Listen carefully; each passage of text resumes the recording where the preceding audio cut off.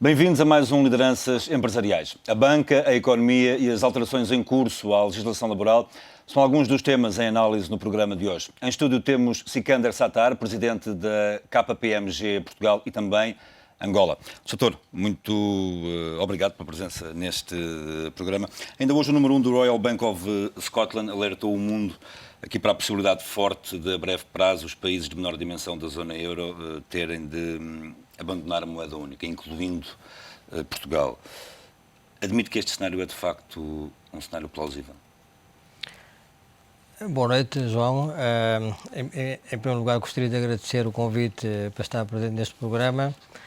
Em relação à questão que me pôs, bem, em primeiro lugar, gostaria de referir que o presidente do Royal Bank of Scotland, em primeiro lugar, não é um presidente de um banco da União Europeia, da Zona Euro. Da Zona Euro, claro.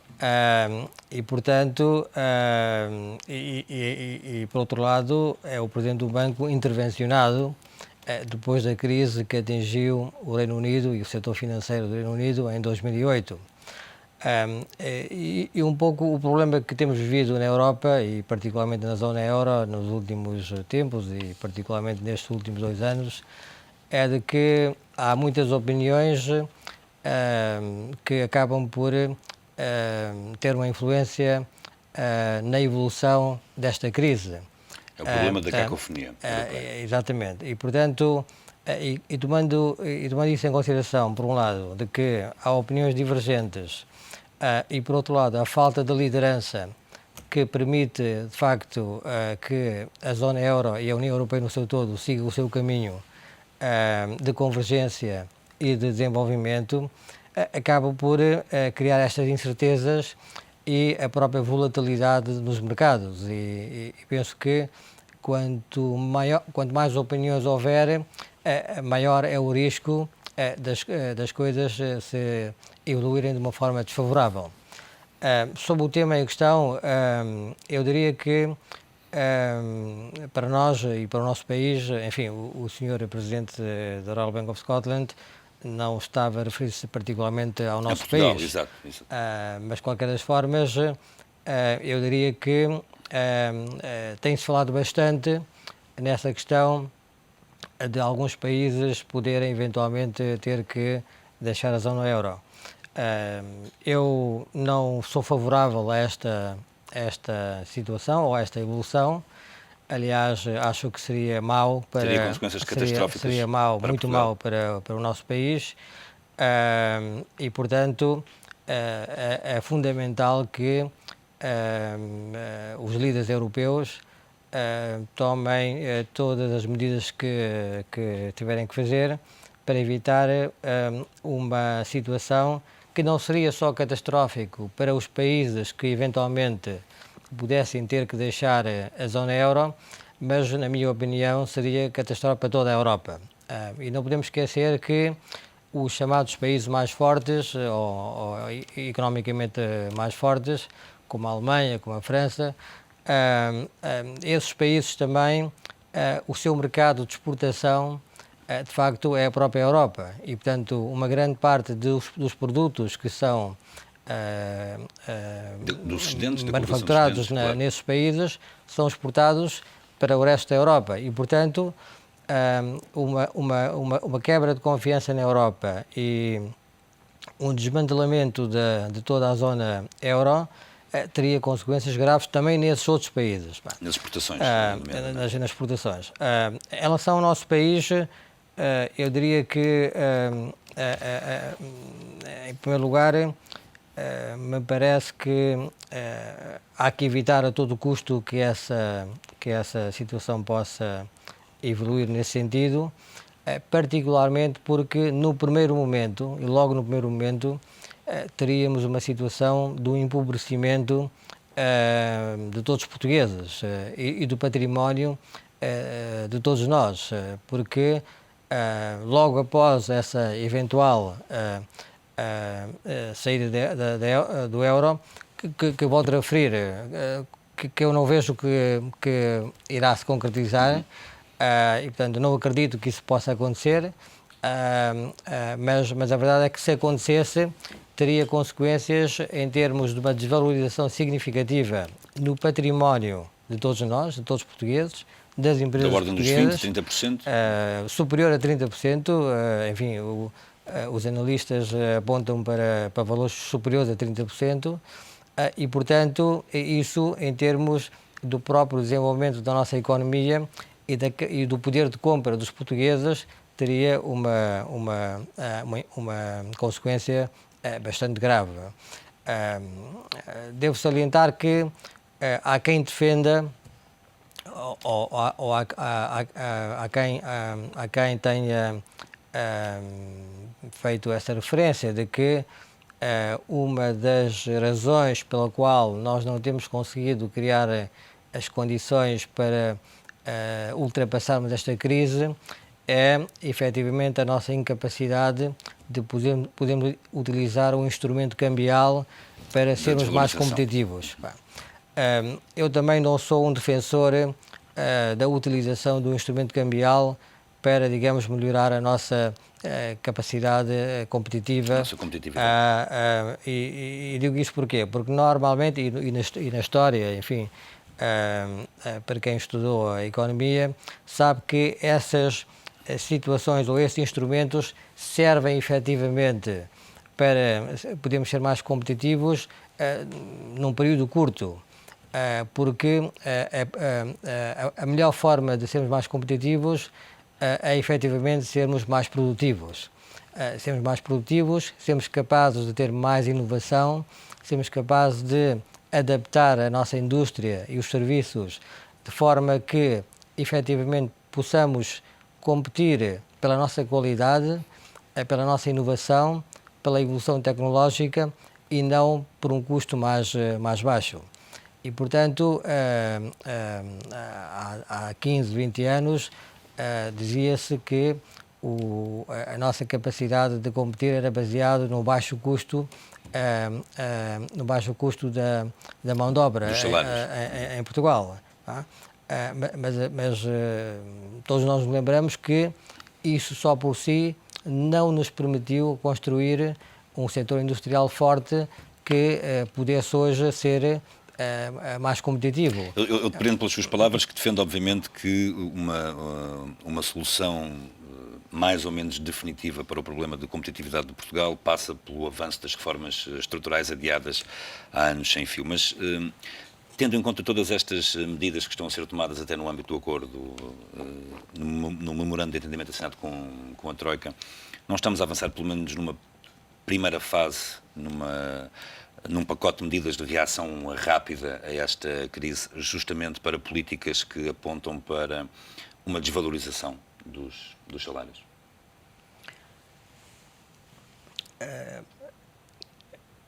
A desvalorização dos salários não deve ser um tema que deve ser considerado algo que não se deve discutir. Nós temos exemplos dos outros países, como a Irlanda, por exemplo, que passou por uma crise bastante aguda recentemente e, portanto, ainda está efetivamente a sofrer as consequências dessa crise, por outras razões, devo dizer, e podemos discutir isso, porque há aqui uma diferença entre a crise que afetou o mundo anglo-saxónico, se me permite essa expressão, que é a crise de 2008, que afetou os Estados Unidos da América, a Inglaterra e a Irlanda, que baseou-se basicamente numa crise do setor bancário desses países e que acabou por contaminar a economia real, mas a crise nasceu no setor financeiro, enquanto que a crise que hoje vivemos na zona euro nasce não no setor bancário, mas efetivamente por um déficit público muito significativo e que acabou por criar um problema de liquidez e um problema que acabou por também, aí, inversamente, contaminar o setor financeiro. E a Irlanda, que entrou nesta crise antes de nós, efetivamente, estamos a sofrer as consequências disso, acabou por tomar medidas de austeridade muito fortes, uma das quais foi efetivamente tomar uma medida da redução dos salários, não só no setor público, como foi anunciado pelo nosso governo também, mas também no setor privado. Isso é uma demonstração de que nós temos que ter a capacidade de tomarmos medidas estruturais e flexíveis, e temos que ter a flexibilidade de podermos tomar decisões rápidas, objetivas e com uma determinação de podermos ser mais competitivos no mundo que é cada vez mais global e mais competitivo. Mas a ausência de rapidez, a inação dos líderes europeus, não é um motivo para esta crise? A lentidão europeia na resposta à crise? Eu devo dizer que, a título pessoal, e mesmo como presidente de uma firma internacional representada em Portugal, países, não é? Eu sinto que realmente a liderança europeia tem deixado mal todos os europeus. E no mundo em que... Há um déficit de liderança europeia neste momento? Nós, quando compararmos a atual liderança europeia com aquilo que tivemos no tempo do chanceler Helmut Kohl ou o presidente François Mitterrand, a própria senhora Margaret Thatcher, embora não sendo muito pró-europeia, mas qualquer das formas, em termos da defesa do Reino Unido, tomou medidas estruturais significativas para mudar para transformar toda a economia do Reino Unido nessa altura. E, portanto, hoje estamos a sofrer as consequências de tomarmos decisões passo a passo e muitas vezes em contradição com nós próprios. Isto é, dizemos uma coisa hoje, depois há um ministro que diz uma coisa diferente no dia seguinte, e não estou-me a referir ao nosso país, como é evidente. Estou-me a referir à questão europeia no seu todo. E, portanto, isso faz com que os mercados que não têm cara, nem têm sentimentos, eu digo que nem têm coração, né? Portanto, são frios e cruéis, se me permite a expressão, atacam o elo mais fraco.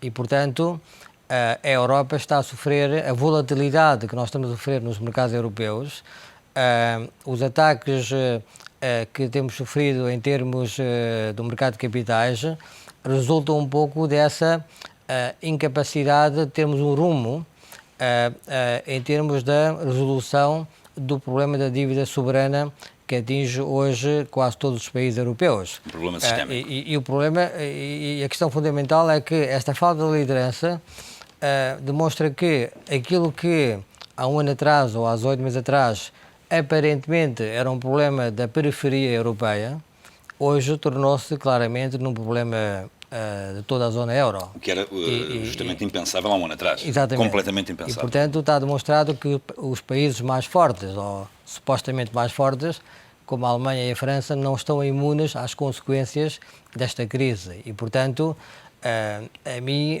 surpreende-me bastante que não hajam decisões, há cimeiras após cimeiras, há decisões que são tomadas nas cimeiras e depois não são implementadas, o que demonstra claramente a incapacidade dos líderes europeus de poderem efetivamente tomar medidas concretas que possam efetivamente dar uma resposta clara e inequívoca sobre a capacidade da União Europeia e, neste caso, dos países da zona euro, poderem efetivamente avançar para um programa de estabilidade que possa criar uma solidez para os países da zona euro e criar as condições para avançarmos com um programa de crescimento económico que é onde nós temos que concentrar. Portugal está também muito dependente daquilo que o resto da Europa decidir para conseguirmos resolver a atual conjuntura interna. Admito que Portugal em 2012 vai conseguir atingir os limites acordados com a Troika para o déficit? Eu diria que Portugal, o primeiro ponto é que Portugal e este governo tomou medidas corajosas para traçar esse rumo e esse caminho para voltarmos a ter a credibilidade, não só na Europa, mas a nível global, e de criarmos as condições para que possamos ter a confiança dos mercados e, neste caso em particular, da própria Troika. Portanto, é preciso demonstrar... Estão a ser dados passos positivos nesse recuperar da credibilidade? As medidas de austeridade que foram tomadas por este governo eram necessárias e, portanto, estas medidas, como é evidente, obrigam a sacrifícios a todos nós, obrigam a que, efetivamente, os portugueses vão ter que fazer sacrifícios em termos da sua capacidade de poderem ter um nível de vida que estavam habituados, mas a realidade é inequívoca, é de que nós, ao longo de vários anos, gastamos muito mais do que tínhamos. Isso acontece numa família, acontece numa empresa, acontece num país. Quando se gasta sistematicamente mais do que geramos, acabamos por ter um déficit e, com o passar dos anos, o déficit atinge um nível que não é sustentável e, portanto, alguém tem que pagar pelo déficit. E, neste momento, aquilo que é pedido aos portugueses pelo governo, liderado pelo Dr. Pedro Passos Coelho, é efetivamente de que o que estamos a fazer é criarmos as condições para resolver os problemas que tivemos e, portanto, não é possível ultrapassar esses problemas sem que hajam sacrifícios. E, portanto, na minha opinião, estão a ser tomadas medidas para efetivamente podermos cumprir com o programa da Troika, e aí é importante salientar que há um ponto importante de que, na medida em que este programa foi ainda negociado no tempo do anterior governo, em princípio terá o apoio, ou um consenso pelo menos, nas medidas que estão a ser tomadas, de cerca de 80% da representação na Assembleia Geral e, portanto, na Assembleia da República. E, portanto, parece-me a mim que podemos ter um consenso para que as medidas sejam tomadas e possamos, efetivamente, cumprir com as nossas obrigações em relação ao programa que está estabelecido. E, pelo menos até agora, esse consenso ainda não foi quebrado. Começámos este programa a falar sobre a banca. Esta semana foi também marcada pelo resultado da auditoria efetuada pelos técnicos da Troika à carteira de crédito da Banca Nacional. Os resultados dessa auditoria, na sua opinião, foram positivos ou negativos? A auditoria detectou necessidades de recapitalização da ordem dos 800 milhões, entretanto os bancos, por iniciativa própria, conseguiram já fazer um reforço de capital. Estamos neste momento a precisar de 400 milhões adicionais. Os resultados dessa auditoria demonstram que, efetivamente, o setor bancário português é um setor robusto, ao contrário daquilo que muitos diziam e que faziam crer.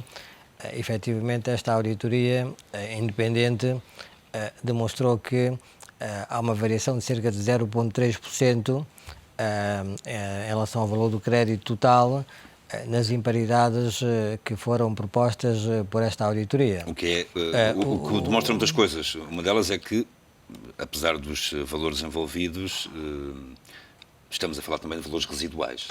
São valores residuais, particularmente, João, se me permite, quando estamos a falar de questões que são subjetivas, não é? Portanto, quando se determinam imparidades, e se me permite só elaborar um pouco nessa matéria, estamos a fazer um julgamento e uma avaliação da capacidade de um cliente poder pagar a sua dívida ao banco. E, naturalmente, que nesse sentido são considerados o valor do crédito, o valor dos colaterais, nomeadamente as garantias, e a própria valorização dessas garantias. E, portanto, quando nós temos colaterais de imóveis, por exemplo, o João pode fazer uma avaliação de um imóvel por um certo valor e eu poderei fazer por uma diferença. Se o João fizer por 500, eu posso dizer que vale 450 ou 550. E, portanto, a mesma coisa acontece com os valores mobiliários, numa ação que é dada como colateral para um crédito. E, como sabe, os valores mobiliários alteram-se minuto a minuto, hora a hora, dia a dia. A volatilidade intrínseca, não é? Isso, se me permite, enfim, eu tenho aqui alguns dados que demonstram que, por exemplo, o PSI 20 desvalorizou-se 30% desde 30 de junho. Os bancos europeus, e nomeadamente, já que falamos do presidente do Royal Bank of Scotland, o RBS teve uma desvalorização de 48% desde 30 de junho. O Barclays, o BBVA, o Santander perderam cerca de 30% em média. E, portanto, naturalmente que quando se faz uma auditoria, é considerado o valor do colateral. E, portanto, uma variação de 0,3% ou cerca de 500 a 800 milhões de euros no total da carteira de crédito dos 8 maiores bancos portugueses, estamos a falar aqui, na minha opinião, de algo que está dentro do intervalo da subjetividade. Claro. Tá? Ou seja, é uma prova inequívoca da resiliência da banca portuguesa. Inequivocamente, particularmente se considerarmos que o mesmo exercício foi efetuado na Irlanda recentemente. Para além dos 35 mil milhões de euros que foram injetados nos 5 maiores bancos irlandeses em 2009, no estudo, na segunda revisão que foi feita agora recentemente e que terminou em março de 2011, pela Troika também, o ajustamento, João, para os 5 maiores bancos irlandeses foi de 24 mil milhões de euros. 24 mil milhões de euros. E, portanto, eu diria que esse estudo demonstrou a robustez e o rigor com que os bancos portugueses têm efetivamente tomado as decisões sobre a forma e os modelos de imparidade que têm implementado na banca em termos da cobertura dos riscos e particularmente neste caso do risco de crédito. Os resultados desta auditoria às carteiras de crédito, que antes de serem divulgados especulou-se muito sobre uma possível etacombe que esses resultados iriam originar. Há aqui também a quebra de um mito urbano, se é que eu posso utilizar esta expressão relacionada com a banca, é que não houve, aparentemente por estes resultados, qualquer tipo de favorecimento por parte da banca para os empresários portugueses, porque se tivesse existido, os resultados teriam sido seguramente outros, não é? Bem, estamos a entrar numa matéria que eu acho que nem sequer vale a pena fazer qualquer comentário, porque quem faz esses comentários é porque não conhece a forma como os bancos atuam e o rigor com que os bancos gerem as suas carteiras e toda a gestão do risco que é feita. E, portanto, sinceramente, nem devo comentar porque são coisas que não têm qualquer cabimento. Não vale a pena perdermos tempo com isso, na sua opinião. Resumindo e concluindo aqui em relação a esta questão da banca, este resultado, para além dos resultados aos outros 2 testes de stress pelos quais a banca portuguesa já passou, demonstram que na atual conjuntura, independentemente de todas as fragilidades conhecidas, a banca portuguesa é saudável, de certa forma. A banca portuguesa é saudável. É importante comparar, é importante referir que, como eu disse anteriormente, que a banca portuguesa não é a causa dos problemas que o país está a atravessar.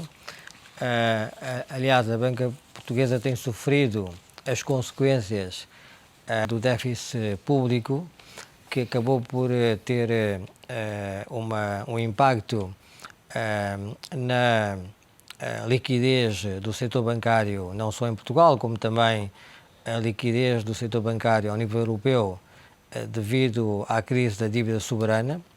Essa crise da dívida soberana acabou por criar uma desconfiança a nível da Europa sobre o setor bancário, e isso efetivamente fez com que houvessem neste momento, ou haja neste momento pouca liquidez e poucas transações de financiamento no mercado interbancário. Portanto, toda a exposição que a Banca Europeia tem em relação à dívida soberana acabou por criar uma desconfiança que obriga a que os bancos hoje tenham basicamente duas fontes importantes de financiamento. A primeira são os depósitos dos seus clientes e a segunda é o Banco Central Europeu. Portanto, aliás, o Banco Central Europeu ontem confirmou cerca de 500 milhões de euros a médio e longo prazo a mais de 500 bancos. Para um período de 3 anos. Surpreendeu este montante? E a quantidade de bancos que recorreram a ele? É importante referir que desses 500 mil milhões de euros, cerca de 300 mil milhões é efetivamente para pagar valores que se venciam agora nas próximas semanas e, portanto, a injeção líquida no mercado são cerca de 200 mil milhões de euros. Não me surpreende pelas razões que eu acabei de invocar, porque na falta de operações no mercado monetário interbancário, o Banco Central Europeu acaba por ser, digamos, devia ser o chamado lender of last resort, financiador do último recurso. Financiador do último recurso, mas que pela Constituição ou estatutos do BCE não tem podido ser. Por enquanto, e aí a diferença entre o Federal Reserve Bank e o Banco Central Europeu, e portanto julgo que